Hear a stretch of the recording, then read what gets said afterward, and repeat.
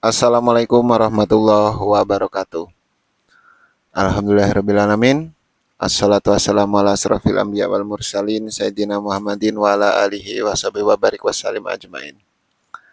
Teman-teman, pagi ini sebelum kita check out dari lokasi camping ya, saya akan menceritakan atau mereview perjalanan kita camping horor, camping rider di hutan larangan, lokasi antara Gunung Gumitir dan Gunung Raung ya. Kita start dari titik poin kumpul kita sekitar jam 1 siang teman-teman, menuju ke lokasi ke arah Gunung Gumitir. Sebelum kita masuk kampung terakhir, kita sempat makan di warung makan ya, untuk makan siang. Mungkin sekitar jam 2 siang atau jam setengah 3 ya. Ketika selesai makan, kita langsung menuju lokasi, melewati kampung terakhir, kemudian memasuki hutan pinus. Selanjutnya kita memasuki kebun kopi ya. Kebun kopi mungkin ini area perhutani ya. Setelah itu jauh sampai lokasi sekitar jam 5 sore. Jam 5 sore dikarenakan faktor kendala hujan, kita berhenti dulu di pos pemberhentian peristirahatan dari penduduk sekitar yang mengelola tanaman kopi ya.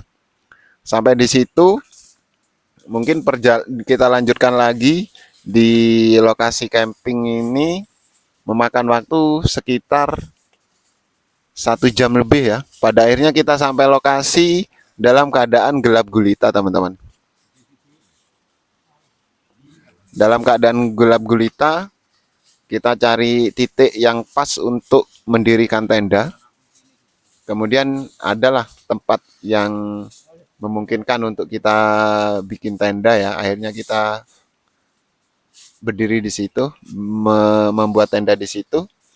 Keanehan dan kejanggalan sudah mulai muncul ketika proses pembuatan tenda, di mana tim kami ini jumlah 7 orang ya. Jumlah 7 orang. Ketika pembuatan tenda dimulai, di situ kejanggalan sudah mulai terasa. Namun demikian, kejanggalan itu tidak kita ceritakan ke teman yang lain, karena mungkin hanya faktor psikologis yang capek ya, sehingga bisa merusak fokus kami. Kami berpikirnya seperti itu. Di mana tim yang jumlahnya 7 orang ini, setelah saya hitung berjumlah 8 orang.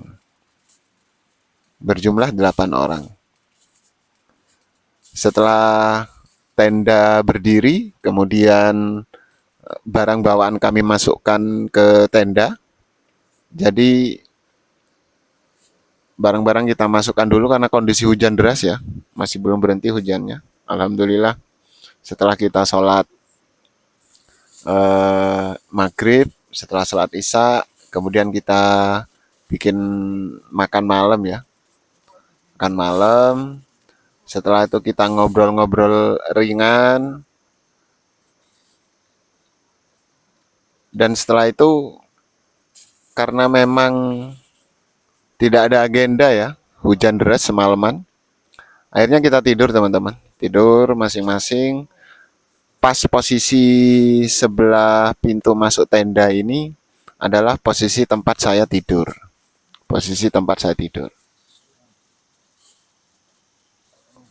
Keanehan kedua muncul ketika kisaran antara jam 12 atau jam 1 malam ya. Ketika waktu itu saya sendiri tidak kontrol jam juga.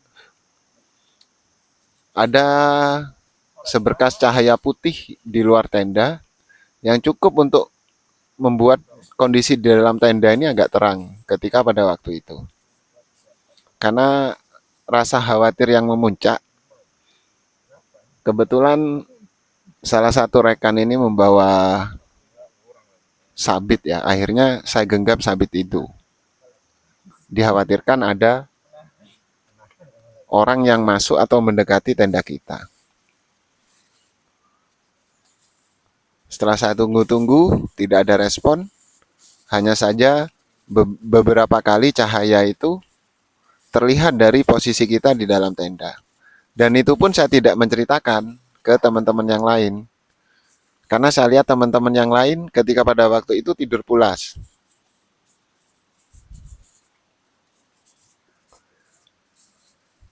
Kemudian sampailah waktu menunjukkan subuh ya, subuh. Kita bangun, kita sholat. Karena kebetulan posisi tenda kita memang kita pilih dekat sungai ya teman-teman. Biar mudah bersih-bersihnya dan mengakomodir kepentingan-kepentingan yang lain. Setelah beberapa tim sudah bangun, kemudian bersih-bersih sholat, kejanggalan yang selanjutnya muncul ketika saya buat short video ya. Mungkin durasinya sekitar 2 menit. Mungkin ketika saya mengupload video ini entah sudah saya upload atau mungkin selanjutnya saya upload. Jadi ketika menit-menit awal, mungkin di menit memasuki menit kedua, setelah saya mereview kondisi pagi tenda dan sekitar, ini muncul tanpa sadar setelah saya lihat, muncul ada suara seperti sosok perempuan atau entah sosok laki-laki ya, yang seolah-olah merintih atau tertawa ya, kurang paham juga. Dan video itu kita lihat bareng-bareng ketika sarapan pagi. Nah, disitulah muncul awal pertama kali kejanggalan-kejanggalan yang diketahui oleh semua tim. Berawal dari kejanggalan yang ketiga, kejadian yang ketiga dari short video itu, kemudian saya menceritakan kejadian yang semalam ketika mendirikan tenda. Dan ternyata hal itu pun dirasakan oleh anggota tim yang lain.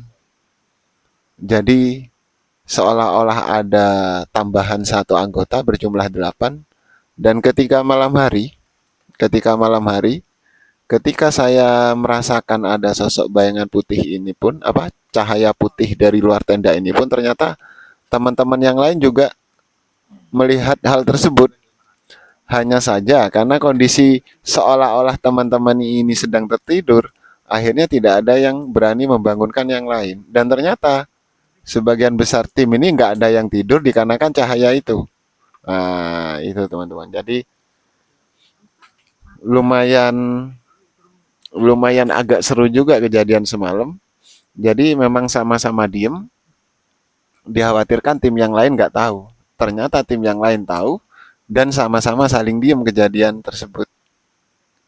Jadi memang benar ternyata kesimpulan dari lokasi ini, dari hutan larangan ini, memang benar-benar menyimpan aura-aura mistis yang kental teman-teman. Jadi sejak mendirikan tenda dari 7 orang tim kami ini, ternyata setelah kita hitung saat mendirikan tenda di tengah kegelapan malam ini seolah-olah berjumlah 8. Kemudian ada sinar terang yang cukup menyinari tenda ketika lepas dari jam 12 malam. Karena apa?